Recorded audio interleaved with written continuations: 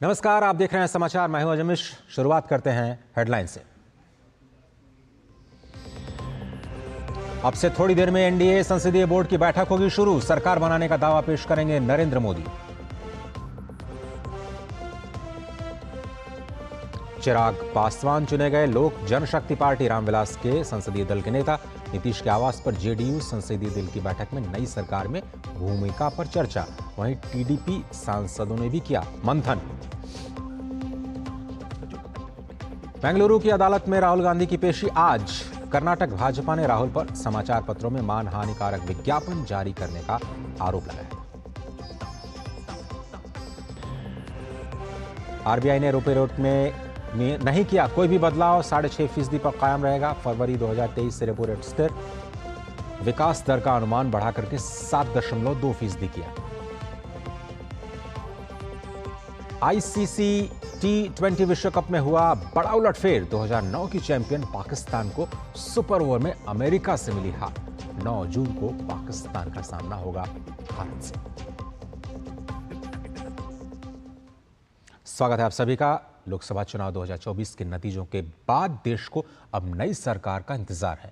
NDA को मिले बहुमत के बाद भाजपा के नेतृत्व में एनडीए सरकार बनाने जा रही है। एनडीए संसदीय दल की आज बैठक होनी है। इस बैठक में नरेंद्र मोदी को एनडीए संसदीय दल का नेता चुना जाएगा। बैठक में एनडीए के घटक दलों के नवनिर्वाचित सांसदों के अलावा भाजपा शासित राज्यों के मुख्यमंत्री और उप मुख्यमंत्री भी शामिल होंगे। बैठक के बाद नरेंद्र मोदी सरकार बनाने का दावा पेश कर सकते हैं।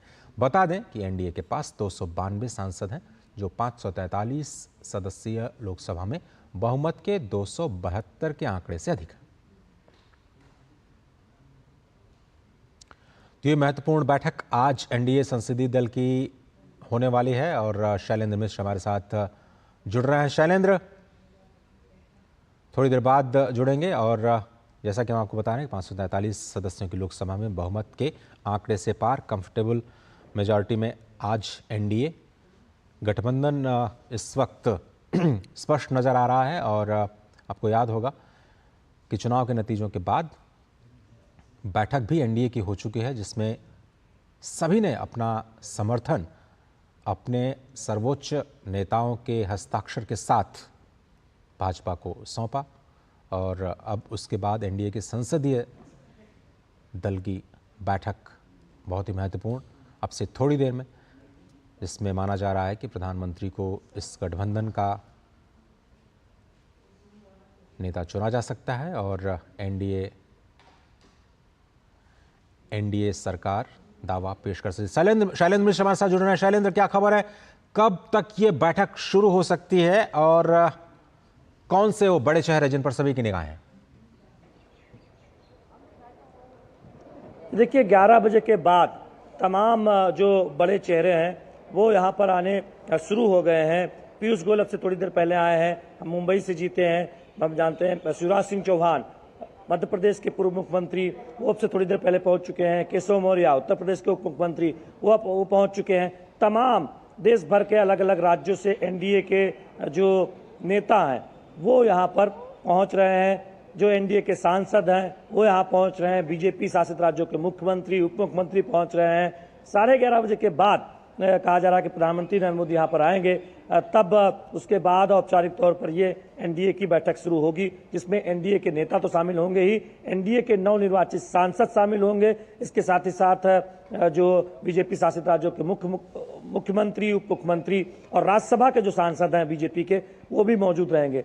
एनडीए संसदीय दल का नेता औपचारिक तौर पर प्रधानमंत्री नरेंद्र मोदी को चुना जाना है इसी बैठक में। और इसके बाद आज ही दावा पेश करने के लिए राष्ट्रपति द्रौपदी मुर्मू के पास एनडीए के नेता जाएंगे। तो ये पूरी प्रक्रिया होगी। संबोधन भी प्रधानमंत्री नरेंद्र मोदी का होगा संसदीय दल के नेता चुने जाने के बाद, ऐसा कहा जा रहा है। और अभिनंदन किया जाएगा जो प्रचंड जीत प्रधानमंत्री नरेंद्र मोदी की अगुवाई में मिली है, उसको लेकर उनका धन्यवाद जताया जाएगा। और एनडीए के जो नवनिर्वाचित सांसद हैं वो प्रधानमंत्री नरेंद्र मोदी को अपना नेता चुनेंगे 18वीं लोकसभा में। तो ये बहुत महत्वपूर्ण है। लेकिन शैलेंद्र, गठबंधन तो पहले भी था, एनडीए पहले भी थी। इस बार एनडीए में ऐसा क्या खास है कि सभी लोग गठबंधन की बातें ज्यादा कर रहे हैं, गठबंधन धर्म की बातें ज्यादा कर रहे हैं? ऐसा क्यों है और क्या कुछ बदलाव आ सकता है? पहले भी एनडीए था और अब इस बार भी एनडीए सत्ता में आया है, फर्क क्या है? देखिए, बहुत अच्छा सवाल आपने पूछा है। 2004 में अपने दम पर बीजेपी को 282 लोकसभा सीट आई थी और एनडीए के साथ वो उससे ऊपर थी। 2019 में अपने दम पर 303 सीट आई थी और एनडीए के साथ आंकड़ा 350 से ऊपर था। इस बार अपने दम पर बीजेपी को 240 सीट आई है, एनडीए 300 से थोड़ा कसर रह गई एनडीए। तो एनडीए को पूर्ण बहुमत 272 से ऊपर है। जब 2014 और 19 में बीजेपी अपने दम पर सरकार बना सकती थी, तब भी बीजेपी ने एनडीए के सहयोगियों को जगह दी थी, सरकार में हिस्सेदारी दी थी, महत्वपूर्ण मंत्रालय दिया था और कहा था कि वो सभी अपने पार्टनर्स को साथ लेकर चलते हैं, क्योंकि चुनाव पूर्व गठबंधन करके वो चुनाव लड़े हैं। इस बार ये चर्चा इसलिए की जा रही है ज्यादा कि इंडी गठबंधन यानी जो विपक्ष का गठबंधन है, उनके कुछ नेताओं ने ऐसे बयानबाजी की या कुछ ऐसे संकेत दिए कि एनडीए के कुछ सहयोगियों से उनकी बातचीत हो सकती है या उनसे कुछ बातचीत जारी है। हालांकि बाद में मल्लिकार्जुन खड़गे जो कांग्रेस के अध्यक्ष है, उन्होंने स्पष्ट तौर पर कह दिया कि वो विपक्ष में बैठेंगे, लोकसभा में लड़ाई लड़ेंगे। तब से वो बिल्कुल ये भी साफ हो गया कि विपक्ष अपनी तरफ से कोई प्रयास नहीं कर रहा है, कम से कम मीडिया के सामने आकर कह रहा है।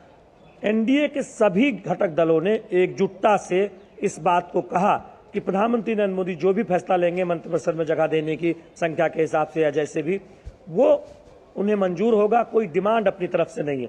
लेकिन जो तस्वीरें दरअसल कुछ दिन चुनाव नतीजों के बाद आई, नीतीश कुमार एक ही फ्लाइट में तेजस्वी यादव के साथ आए, इत्तेफाक था हालांकि वो बताया सूत्रों ने, तो उसको लेकर बड़ी कयासबाजी हुई। क्योंकि नीतीश कुमार इससे पहले एक दो बार देखे तो विपक्ष के साथ रह चुके हैं, तेजस्वी यादव के साथ सरकार में रह चुके हैं बिहार में, तो उसको लेकर बड़ी चर्चा हुई। लेकिन जेडीयू की तरफ से भी ये स्पष्ट कर दिया गया, किसी त्यागी ने कहा कि पूरी मजबूती से हिस्सा है जेडीयू। और जब एनडीए के बैठक की तस्वीरें आई, आपको याद होगा परसों जो एनडीए की बैठक हुई थी, उसमें मुस्कुराते हुए चेहरे नीतीश कुमार के, चंद्रबाबू नायडू के, प्रधानमंत्री के ठीक बगल में बैठे हुए, तो उन तस्वीरों ने तमाम संदेह को पूरी तरह से साफ कर दिया कि एनडीए पूरी मजबूती से एकजुट है और पूर्ण बहुमत से ऊपर बहुमत मिला है और सरकार बनाया जा रहा है। फिर चर्चा इस बात की होने लगी कि किसको कितनी हिस्सेदारी होगी, क्योंकि जेडीयू मजबूत तौर पर चुनाव जीत कर आया है, टीडीपी के भी 16 सांसद जीत कर आए हैं,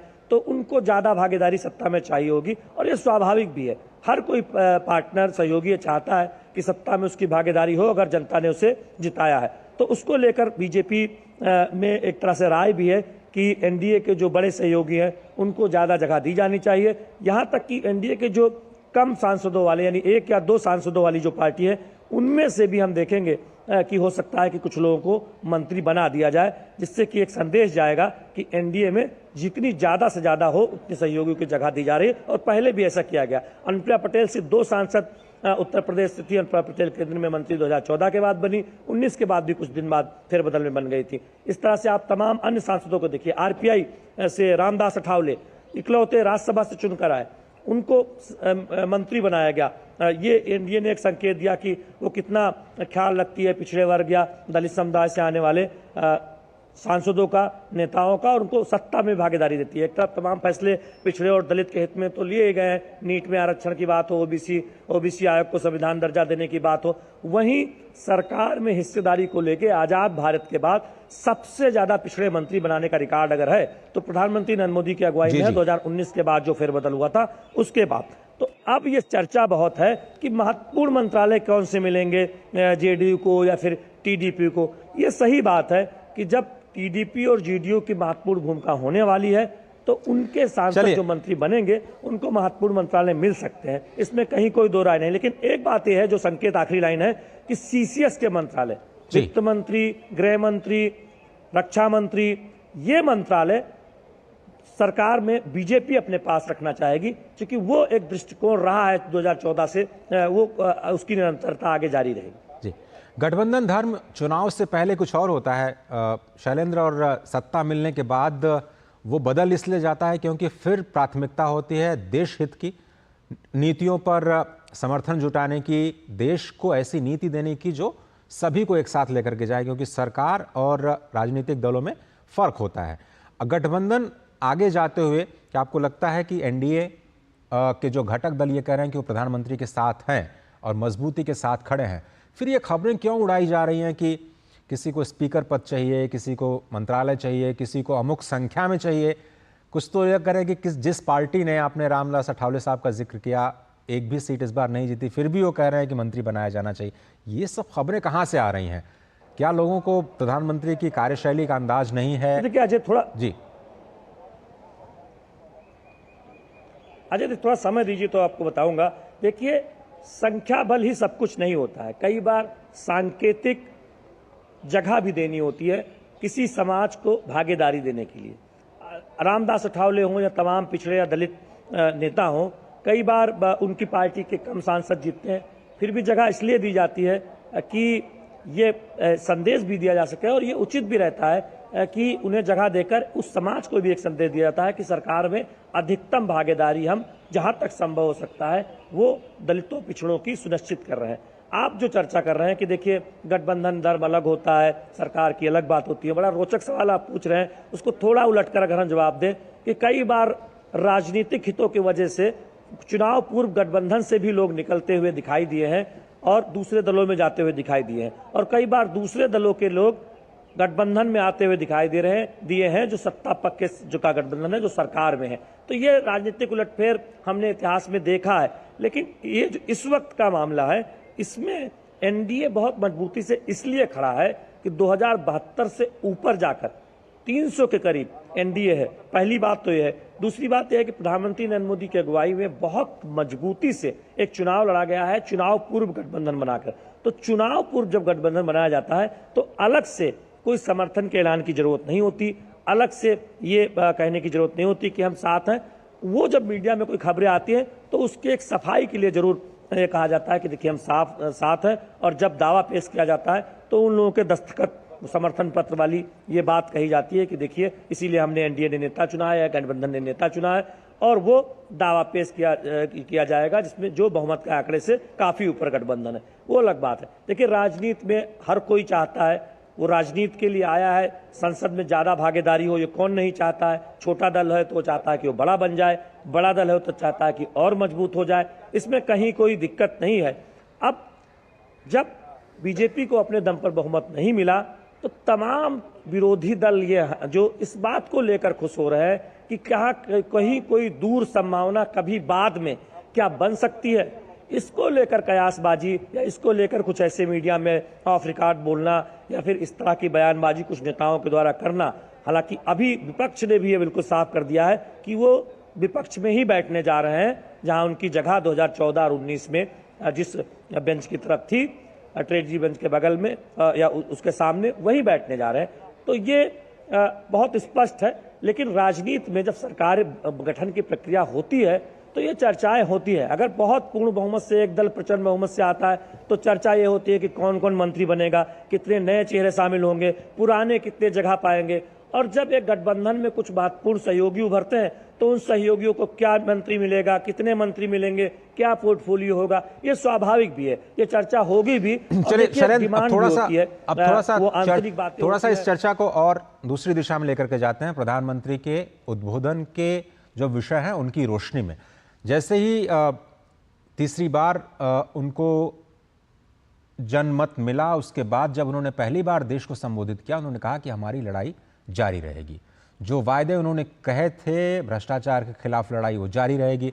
यानी जिस तरह की हम गतिविधियां पहले देखते आए हैं उससे अब सरकार ये हटने वाली नहीं है। मोदी की गारंटी का इस्तेमाल कई बार किया गया चुनाव में, उस दिन भी प्रधानमंत्री ने इस वाक्य का इस्तेमाल किया कि ये मोदी की गारंटी है, इसमें कोई दरार नहीं, देश को आगे लेकर के जाएंगे, तीसरी सबसे बड़ी अर्थव्यवस्था बनाएंगे और भ्रष्टाचार के खिलाफ लड़ाई जारी रहेगी।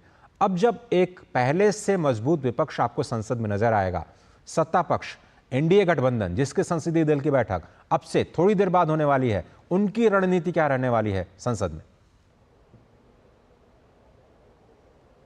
देखिए, पहली रणनीति तो बहुत स्पष्ट होगी कि जिन मुद्दों पर कहीं कोई मतभेद नहीं है एनडीए के सहयोगियों के बीच, और जो प्रधानमंत्री नरेंद्र मोदी का एजेंडा रहा है, जो बीजेपी का एजेंडा रहा है, बीजेपी के संकल्प पत्र में शामिल रहा है, उनको तेजी से आगे बढ़ाया जाए। 2014 और 19 में जिस सफर पर बीजेपी की सरकार, मोदी की सरकार आगे बढ़ी है, उनमें जो आर्थिक मोर्चे पर जो तमाम फैसले, उनको निरंतरता से आगे बढ़ाया जा रहा है। जैसे एक उदाहरण के तौर पर सबको घर देने की जो कवायद शुरू हुई, उसमें जो बचे हुए लोग हैं उनको कैसे संतृप्त किया जाए, यानी पूरी तरह से जो नए लोग जब घर परिवार अलग हो जाते हैं या फिर उनको घर की जरूरत होती है गरीबों में, वो सब एक तरह से उस टारगेट को पूरा किया जाए। हर घर में नल से जल, वो योजना जितनी आगे बढ़ी उसको, तो वो आर्थिक बात हो गई जिसमें तमाम आर्थिक सुधारों के फैसले हैं, वो आप हमसे बेहतर समझते हैं अजय, चूंकि आप आर्थिक पत्रकार लंबे समय से हैं। दूसरी बात है कि विचारधारा से जुड़े फैसले, विरासत से जुड़े फैसले जो संकल्प पत्र का हिस्सा है, उसमें सहमति बनाकर आगे बढ़ा जा रहा है। जैसे एक देश एक चुनाव बीजेपी के संकल्प पत्र के एजेंडे में है, उसको लेकर एक रिपोर्ट भी आई है, 2029 तक कहा गया है कि लागू भी किया जा सकता है। अब उस पर किस तरह से सहमति बनेगी, उस पर आगे बात होगी, वो देखिए, उसको सहमति बनाकर पार्टी और एनडीए आगे बढ़ना चाहेगी।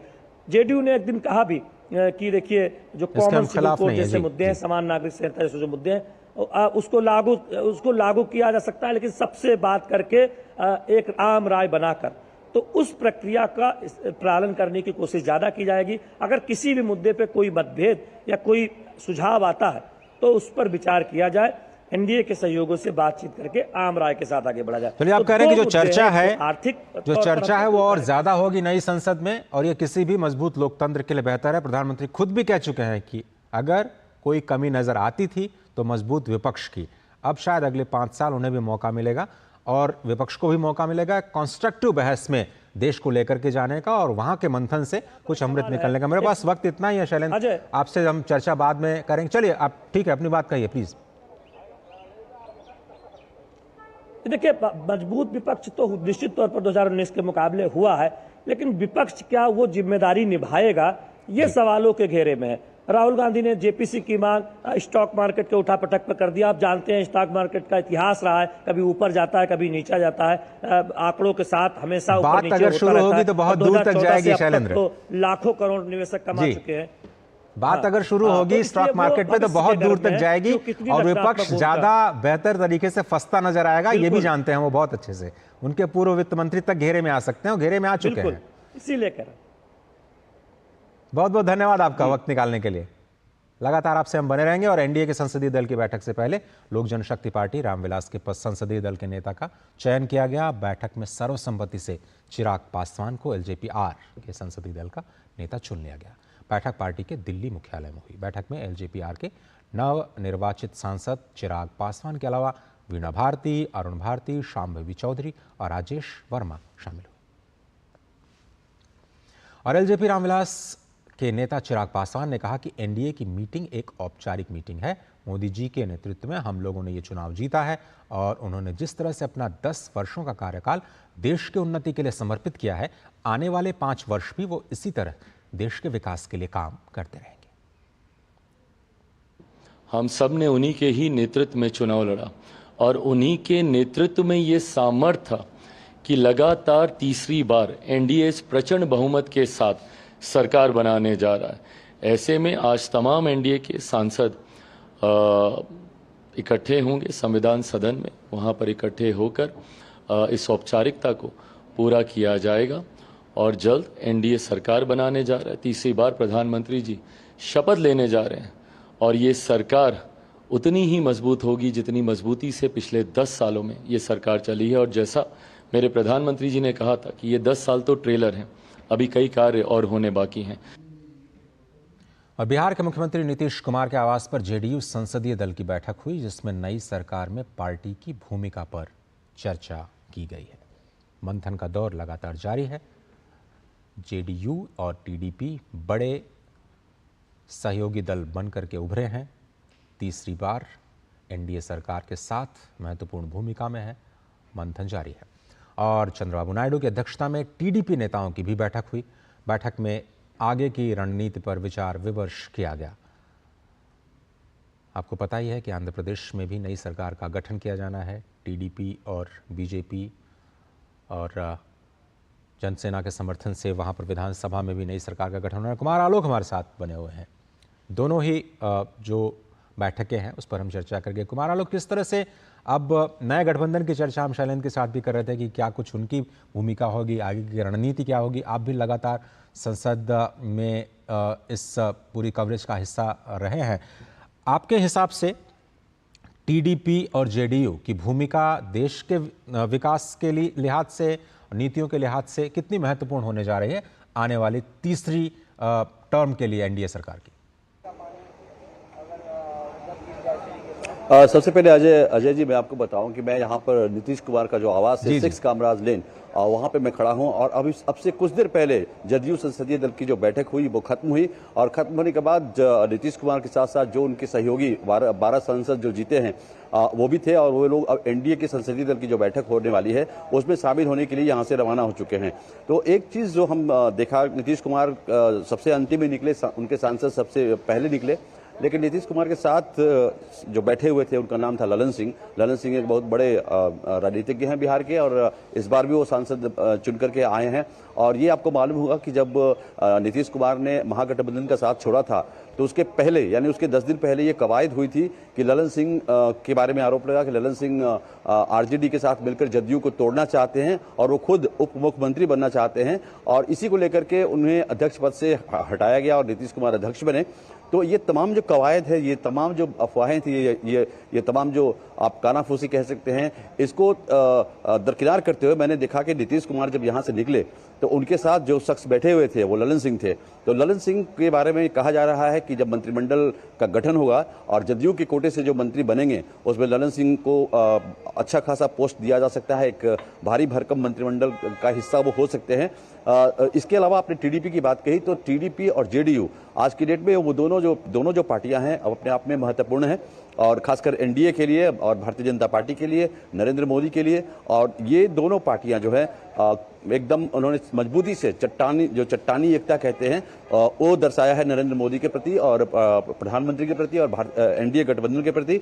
और यही कारण है कि एनडीए आज एकदम सुखद स्थिति में है। और जो भी आपने देखा होगा कि जो एनडीए गठबंधन की जो बैठक हुई थी उसमें कयास लगाए जा रहे थे कि एनडीए गठबंधन भी सत्ता की दौड़ में शामिल होगा, लेकिन इन दोनों का जो चट्टानी एकता रहा, खासकर नीतीश कुमार और चंद्रबाबू नायडू का, तो इंडी गठबंधन को अपने हाथ खींचने पड़े और उन्होंने अपोजिशन में बैठने का फैसला किया। लेकिन अभी भी वो कह रहे हैं कि हम सत्ता की दौड़ से बाहर नहीं हैं। तो देखना होगा कि आने वाले समय में सरकार का जो गठन होगा और गठन के बाद की क्या प्रक्रिया होती है, क्या परिस्थितियां होती हैं, इनको देखना होगा आने वाले 6 महीने 1 साल के बाद कि इंडी गठबंधन उनकी क्या रणनीति आगे की रहेगी। चलिए, लेकिन कुमार, जेडीयू का और टीडीपी का एनडीए के तीसरे टर्म में साथ रहना जो रेस्पेक्टिव राज्य हैं बिहार और आंध्र प्रदेश, उसके लिए क्या मायने हैं? और जाहिर तौर पर उस पर असर पड़ेगा ही पड़ेगा। तो बिहार की स्थिति और आंध्र प्रदेश की स्थिति आप किस तरह से देखते हैं जब केंद्र में ये दोनों ही दल एक मजबूत और आप कह रहे हैं कि एक अहम सहयोगी के रूप में बीजेपी के साथ स्पष्ट तौर पर बैठे नजर आएंगे संसद में?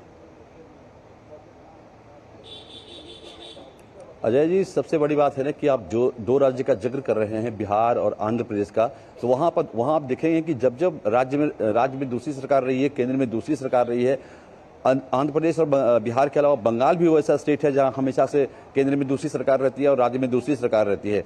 लेकिन आंध्र और बिहार में जब डबल इंजन की सरकार होगी, जैसा कि नरेंद्र मोदी कहते हैं, जैसा कि एनडीए कहती है, तो इन जो बिहार का पिछड़ेपन है या आंध्र प्रदेश का जो पिछड़ेपन है, तो इनको गति मिलेगी। और पहली बार ऐसा होगा कि दोनों केंद्र और राज्य दोनों एक होंगे, एक सरकार होगी। तो जो मुश्किलात हैं राज्यों के, बिहार जो पिछड़ेपन में है, औद्योगिक वहां पर विस्तार नहीं हुआ है, आंध्र प्रदेश की स्थिति भी लगभग वही है। हालांकि जब आंध्र प्रदेश एक था, यानी तेलंगाना का जो गठन नहीं हुआ था, तो चंद्रबाबू नायडू को ये श्रेय जाता है कि उन्होंने हैदराबाद को साइबर सिटी बनाया। लेकिन अफसोस की बात यह रही कि जिस हैदराबाद को जो भी आंध्र प्रदेश के जो मुख्यमंत्री रहे उन्होंने विशेष ध्यान हैदराबाद पे ही दिया। लेकिन अफसोस की बात यह रही कि जब राज्य का विभाजन हुआ तो हैदराबाद तेलंगाना में चला गया। तो यही कारण था कि जो हैदराबाद के जाने से एक बहुत बड़ा रेवेन्यू कहें या बहुत बड़ा जो टैक्सेस का जो पैसा आता था वहां से, तो वो तेलंगाना को चला गया। तो आंध्र प्रदेश भी उन्हीं मुश्किलातों से जूझ रहा है जो बिहार जूझ रहा है। यानी बिहार और झारखंड जब अलग हुआ तो जितने भी मिनरल्स थे, जितने भी खादान थे, सब झारखंड में चले गए और बिहार के पास कहते हैं कि सिर्फ आलू रह गया और वो बालू रह गया। तो केंद्र में साथ सरकार बनने से दोनों किंग मेकर हैं आज की डेट में, तो निश्चित रूप से दोनों राज्यों के विकास की जो गति होगी वो आगे बढ़ेगी। दोनों राज्यों के विकास की गति आगे बढ़ेगी और साथ ही साथ ये जो खबरों का सिलसिला लगातार अलग अलग जगहों से, जो सूत्रों के हवाले से बहुत सारी खबरें आ रही हैं कि किसी को स्पीकर का पद चाहिए, किसी को अमुक मंत्रालय चाहिए, तो क्या इस बात को देखते हुए कि प्रधानमंत्री और बीजेपी के काम करने का तरीका क्या है, क्या आपको लगता है कि अब देश उसी तरीके पर चलेगा या फिर उसमें कुछ बदलाव आएगा?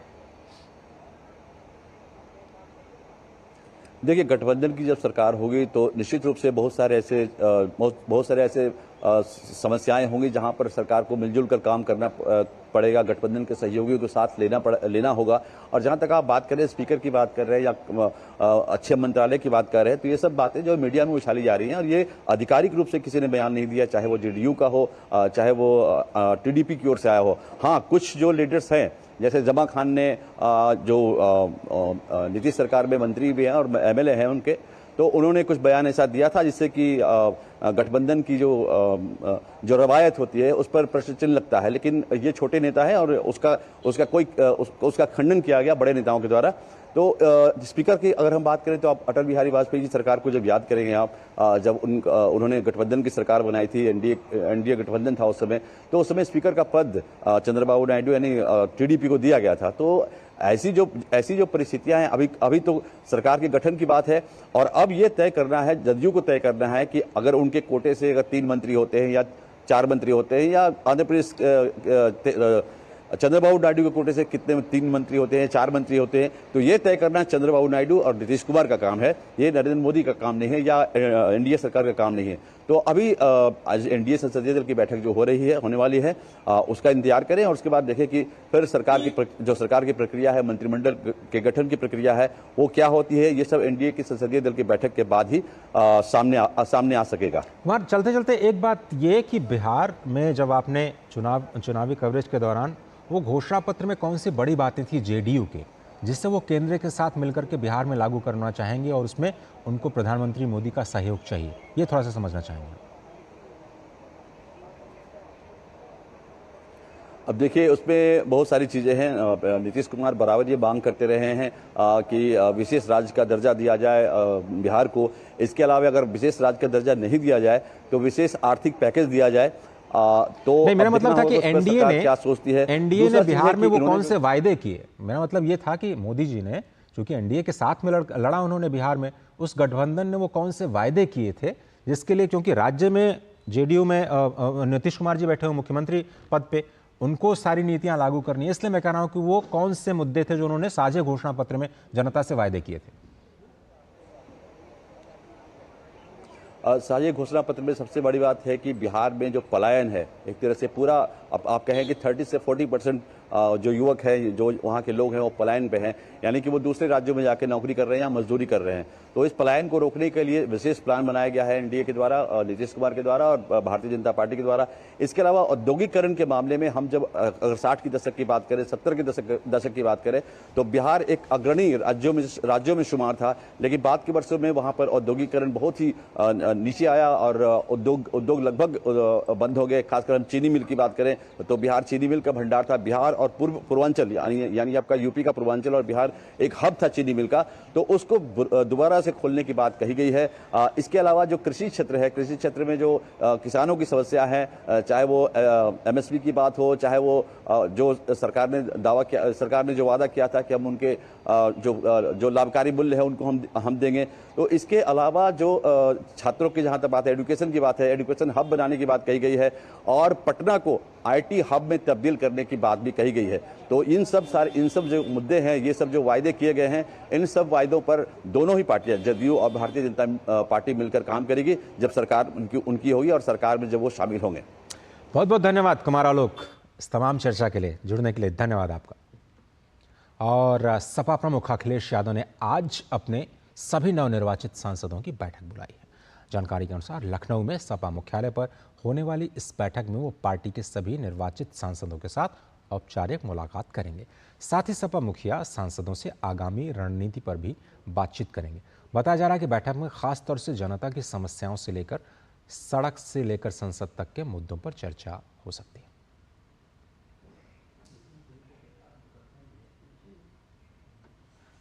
और संसद परिसर में देश के महापुरुषों और स्वतंत्रता सेनानियों को सम्मान देने के लिए एक भव्य प्रेरणा स्थल बनाया जा रहा है। प्रेरणा स्थल में संसद परिसर के अलग अलग स्थानों पर लगी प्रतिमाओं को स्थापित किया जाएगा। इन महापुरुषों और स्वतंत्रता सेनानियों का हमारे राष्ट्र की आज़ादी में, राष्ट्र के सांस्कृतिक और आध्यात्मिक पुनर्जागरण में और आज़ादी के बाद देश की लोकतांत्रिक यात्रा को मजबूती से आगे बढ़ाने में उल्लेखनीय योगदान रहा है।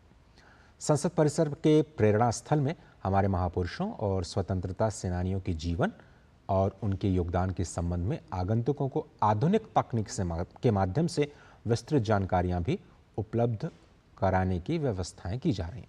दरअसल इससे पहले संसद परिसर में अलग अलग स्थानों पर महापुरुषों की प्रतिमाएं स्थापित थीं, जिसकी वजह से आगंतुक इन प्रतिमाओं को सुविधाजनक तरीके से देख नहीं पाते थे। नया प्रेरणा स्थल बनने के बाद संसद परिसर में भ्रमण करने के लिए आने वाले आगंतुक महापुरुषों की प्रतिमाओं का सुगमता से दर्शन कर पाएंगे और उनके जीवन और दर्शन से प्रेरणा ले सकते हैं।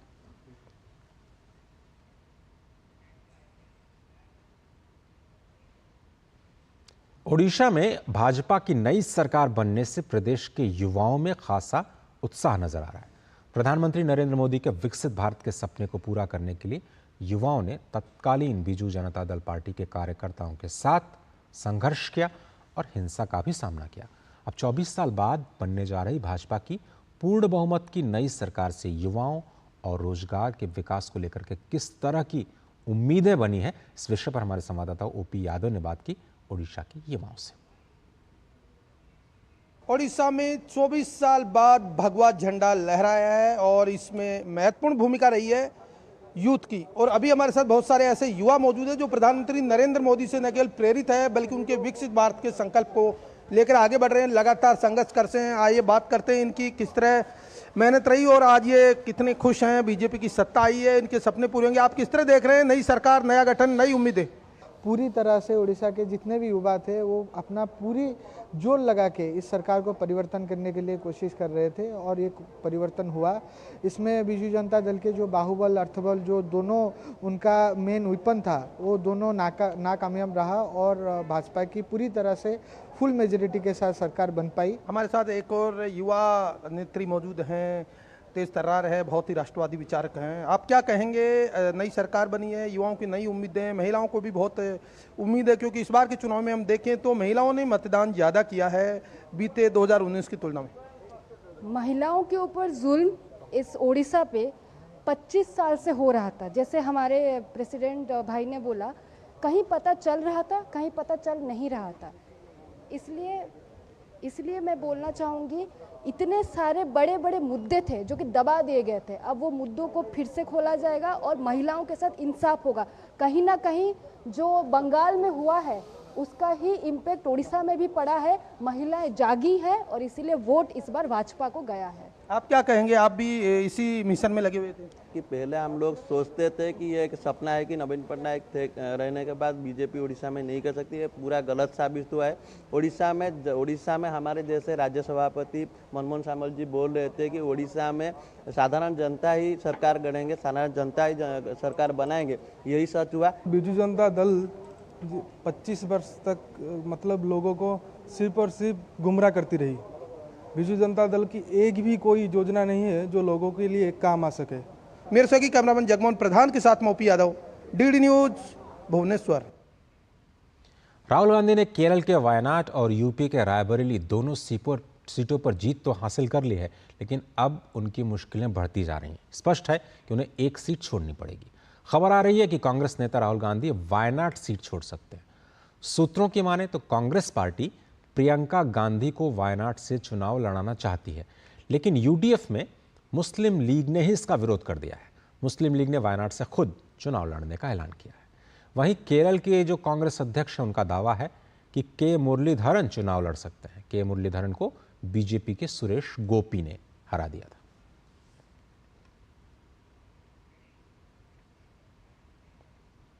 पीएम मोदी को तीसरी बार निर्वाचित होने पर दुनिया भर से शुभकामनाएं मिलने का सिलसिला लगातार जारी है। इसी क्रम में पीएम मोदी को स्विस प्रेसिडेंट वियोला एमहर्ड ने बधाई संदेश के लिए धन्यवाद दिया। उन्होंने आभार जताते हुए एक्स पर पोस्ट किया, भारत में लोकतंत्र के उत्सव ने वास्तव में वैश्विक ध्यान आकर्षित किया है। हम भारत स्विट्जरलैंड साझेदारी को बढ़ाने के लिए मिलकर काम करेंगे।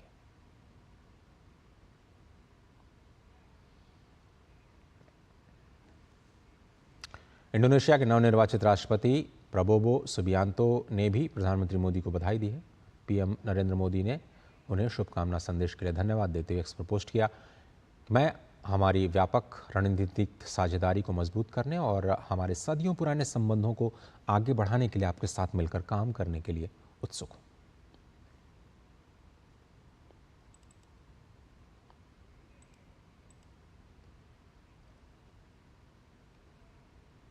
कांग्रेस नेता राहुल गांधी को मानहानि केस में आज बेंगलुरु की स्पेशल कोर्ट से जमानत मिल गई। राहुल गांधी आज बेंगलुरु की एक अदालत में मानहानि के मामले में पेश हुए थे। कर्नाटक भाजपा ने राहुल गांधी पर समाचार पत्रों में मानहानिकारक विज्ञापन जारी करने का आरोप लगाया था। अदालत ने इस मामले में 1 जून को सिद्धारमैया और शिव कुमार को भी जमानत दे दी थी।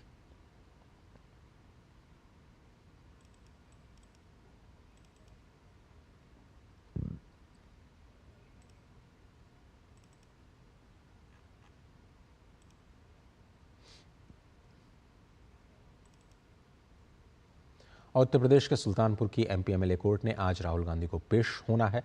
राहुल गांधी पर वरिष्ठ भाजपा नेता अमित शाह के खिलाफ आपत्तिजनक टिप्पणी करने का आरोप है। राहुल गांधी इस मामले में 20 फरवरी 2024 से जमानत पर चल रहे हैं।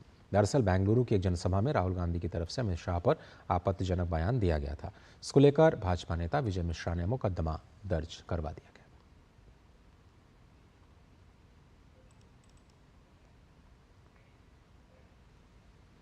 आज भारतीय रिजर्व बैंक के गवर्नर शक्तिकांत दास ने मौद्रिक नीति समिति की बैठक में लिए गए फैसलों का ऐलान कर दिया। रिजर्व बैंक ने आर्थिक विकास और मुद्रास्फीति के बीच संतुलन बनाए रखने के लिए लगातार 8वीं बार रेपो रेट को बिना किसी बदलाव के 6.5% पर बरकरार रखा है। आरबीआई ने आखिरी बार फरवरी 2023 में रेपो रेट में बढ़ोतरी की थी। The Monetary Policy Committee met on 5th, 6th and 7th June. After detailed assessment of the evolving macroeconomic and financial developments and the outlook, the MPC decided by a 4:2 majority to keep the policy repo rate unchanged at 6.5%. Consequently, the standing deposit facility, that is SDF, rate remains at 6.25% and the marginal standing facility, that is MSF rate, and the bank rate at 6.75%. RBI governor ने अपनी घोषणा में कहा कि retail महंगाई दर तो घटी है, लेकिन खाद्य महंगाई दर अभी भी ऊंचे स्तर पर बनी हुई है। उन्होंने कहा कि मानसून के सामान्य रहने से खरीफ के उत्पादन में तेजी की उम्मीद है। इसी वजह से वित्त वर्ष 2024-25 में महंगाई के 4.5% पर बने रहने का अनुमान है। साथ ही आरबीआई ने वित्त वर्ष 2024-25 में जीडीपी ग्रोथ का अनुमान 7% से बढ़ाकर के 7.2% कर दिया है। CPI headline inflation softened further during the months of March and April, though persisting food inflation pressures offset the gains of disinflation in core and deflation in fuel groups. Despite some moderation, pulses and vegetables inflation remained firmly in double digits. Vegetable prices are experiencing a summer uptick following a shallow winter season correction. The deflationary trend in fuel was driven primarily by the LPG price cuts in early March. Core inflation softened for the 11th consecutive month since June 2023. Services inflation moderated to a historic low and goods inflation remained contained. Wheat procurement has surpassed last year's level. In fact, the buffer stocks of wheat and rice are well above the norms. These developments could bring respite to food inflation pressures, particularly in cereals and pulses. The outlook on crude oil prices remains uncertain due to geopolitical tensions. उच्च शिक्षा पर QS के विश्व ranking में भारतीय विश्वविद्यालयों के बेहतर प्रदर्शन पर प्रधानमंत्री मोदी ने छात्रों, शिक्षकों और संस्थानों को बधाई दी है। एक्स पर एक पोस्ट के जरिए उन्होंने लिखा, पिछले दशक में हमने शिक्षा क्षेत्र में गुणात्मक बदलाव पर ध्यान केंद्रित किया है। यह QS वर्ल्ड यूनिवर्सिटी रैंकिंग में परिलक्षित होता है। छात्रों, शिक्षकों और संस्थानों को उनकी कड़ी मेहनत और समर्पण के लिए बधाई। इस टर्म में हम अनुसंधान और नवाचार को बढ़ावा देने के लिए और भी अधिक प्रयास करना चाहते हैं। पीएम ने ये पोस्ट QS क्वाक्वेरिली साइमंड्स लिमिटेड के CEO नुइंजियो ने एक एक्स पोस्ट लिखी थी, उसके जवाब में की। नुइंजियो ने अपनी पोस्ट में पीएम मोदी के नेतृत्व में पिछले 10 वर्षों में QS वर्ल्ड यूनिवर्सिटी रैंकिंग में भारतीय विश्वविद्यालय के प्रदर्शन की सराहना की थी और बताया कि रैंकिंग में भारतीय विश्वविद्यालयों की संख्या में 318% का इजाफा हुआ है। भारतीय उच्च संस्थानों की संख्या 2015 के 11 संस्थानों से बढ़कर के अब 46 हो गई है।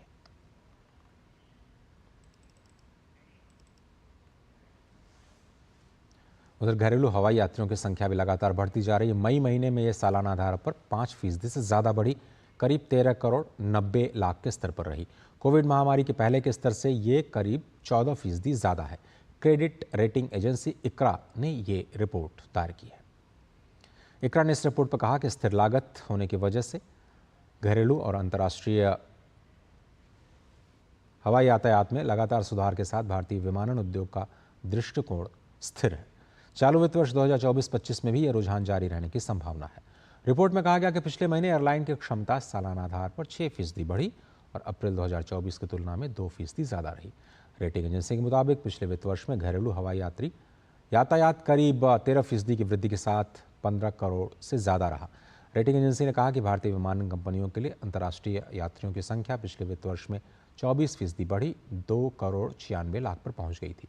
एजेंसी का कहना है कि 23-24 में हवाई यात्रियों की आवाजाही में जो तेजी देखी गई थी वो अभी चालू वित्त वर्ष में भी जारी रहने की उम्मीद है।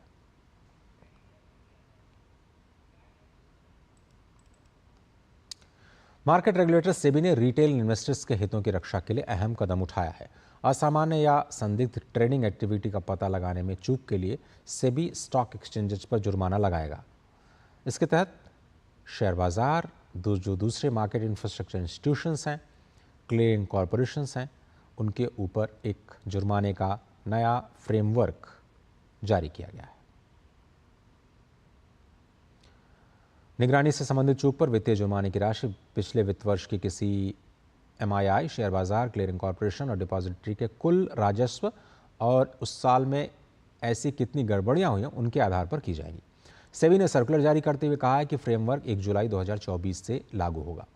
जुर्माने की राशि के बारे में उन्होंने कहा कि अगर किसी भी MII का कुल राजस्व 1000 करोड़ रुपए है तो निगरानी संबंधी चूक के पहले मामले में 25 लाख रुपए, दूसरे मामले में 50 लाख रुपए और तीसरे मामले में 1 करोड़ रुपए का जुर्माना लगाया जाएगा।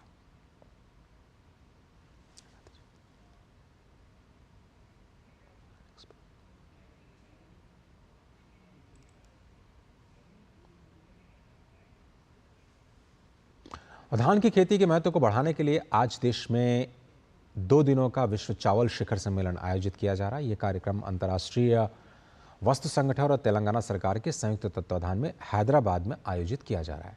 सम्मेलन में करीब 30 देशों के चावल निर्यातकों और आयातकों के प्रतिनिधियों के साथ साथ भारतीय सहयोगियों के प्रतिनिधि, तेलंगाना राज्य के अधिकारी, वैज्ञानिक और किसान हिस्सा लेंगे। ये पहली बार है जब भारत वैश्विक चावल शिखर सम्मेलन की मेजबानी कर रहा है। चावल उत्पादन में टॉप पर रहने वाले तेलंगाना को इस प्लेटफॉर्म के लिए चुना गया है।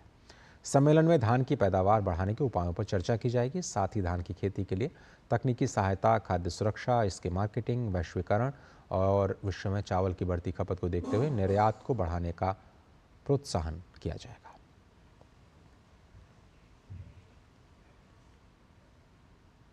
और अब नजर डालते हैं कारोबार जगत से जुड़ी कुछ और अहम खबरों पर फटाफट अंदाज में।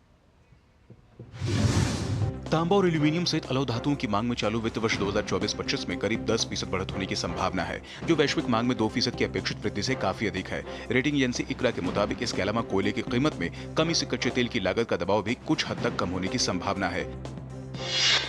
भारत गणराज्य और कतर राज्य के बीच निवेश सहयोग को मजबूत करने के उद्देश्य से भारत और कतर के बीच निवेश पर ज्वाइंट टास्क फोर्स की पहली बैठक नई दिल्ली में आयोजित की गई। संयुक्त कार्यबल की अध्यक्षता भारत सरकार के वित्त मंत्रालय के आर्थिक मामलों के विभाग के सचिव अजय सेठ और राज्य सरकार के वाणिज्य और उद्योग मंत्रालय के अवर सचिव महामहिम मोहम्मद बिन हसन अल मल्की ने की।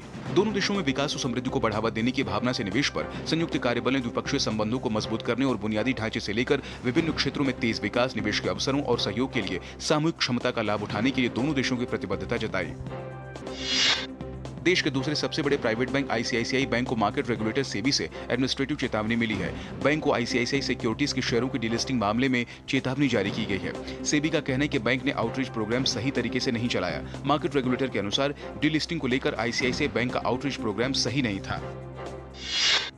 राष्ट्रीय कंपनी कानून न्यायाधिकरण ने एयर इंडिया और विस्तारा के विलय को मंजूरी दे दी, जिससे दुनिया के सबसे बड़ी विमानन समूहों में से एक के निर्माण का रास्ता साफ हो गया। विलय के बाद सिंगापुर एयरलाइंस की एयर इंडिया में 25.1% हिस्सेदारी होगी। घाटे से मुनाफे में लौटी जी एंटरटेनमेंट एंटरप्राइजेज लिमिटेड अपने बिजनेस में सुधार के लिए फंड जुटाने जा रही है। जी एंटरटेनमेंट ने शेयर बाजार को बताया कि बोर्ड ने कंपनी को 2000 करोड़ रुपए तक जुटाने के लिए मंजूरी दे दी है। कंपनी ने कहा कि वो इक्विटी शेयरों की इशू, कन्वर्टेबल या नॉन कन्वर्टेबल सिक्योरिटीज के जरिए या अन्य किसी मान्य माध्यमों से रकम जुटा सकती है।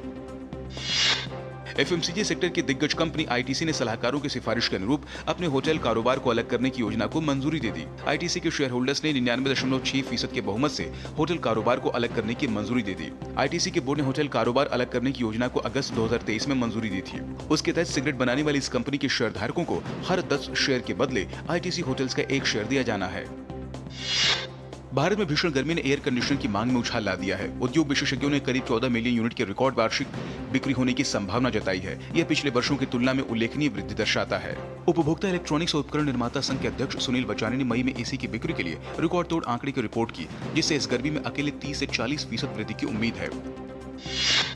IT services company Wipro limited को एक प्रमुख अमेरिकी कम्युनिकेशन कंपनी से $50 करोड़ की डील हासिल हुई है। आईटी फर्म ने स्टॉक एक्सचेंज फाइलिंग में बताया कि विप्रो कुछ प्रोडक्ट्स और इंडस्ट्री आधारित सॉल्यूशंस के लिए सेवाएं उपलब्ध कराएगी। विप्रो के मुताबिक यह डील 5 साल के लिए हुई है। हीरो मोटोकॉर्प 124 करोड़ रुपए में इलेक्ट्रिक दोपहिया वाहन कंपनी एथर एनर्जी में 2.2% अतिरिक्त हिस्सेदारी खरीदेगी। हीरो मोटोकॉर्प ने शेयर बाजार को दी सूचना में कहा कि एथर एनर्जी के एक मौजूदा शेयर धारक से 2.2% तक के अधिग्रहण के लिए अतिरिक्त शेयरों की खरीद की जा रही है। दिग्गज टेक्नोलॉजी कंपनी अमेजॉन ने टाइम्स इंटरनेट के स्वामित्व वाले video streaming platform MX player के कुछ एसेट्स को खरीद लिया है। इस डील को लेकर अमेजॉन का कहना है कि हम हमेशा अपने ग्राहकों के लिए नए प्रोडक्ट्स की तलाश करते हैं, जिससे कि उनकी जिंदगी आसान हो। अमेजॉन प्राइम वीडियो और मिनी टीवी पर मौजूद लोकल और एक्सक्लूसिव कंटेंट से पूरे भारत का मनोरंजन करके हमें खुशी हो रही है। और देश का उत्तरी हिस्सा इस वक्त सूरज की तपिश झेल रहा है। देश के उत्तरी इलाके गर्मी से बेहाल हैं, वहीं देश के दक्षिणी इलाकों में मानसून आगे की ओर बढ़ रहा है। और अब सीधे आपको ले चलते हैं संसद, जहां पर एनडीए की संसदीय समिति की बैठक में हिस्सा लेने के लिए प्रधानमंत्री नरेंद्र मोदी, हमारे अतुल बोरा जी भी हमारे बीच में उपस्थित है।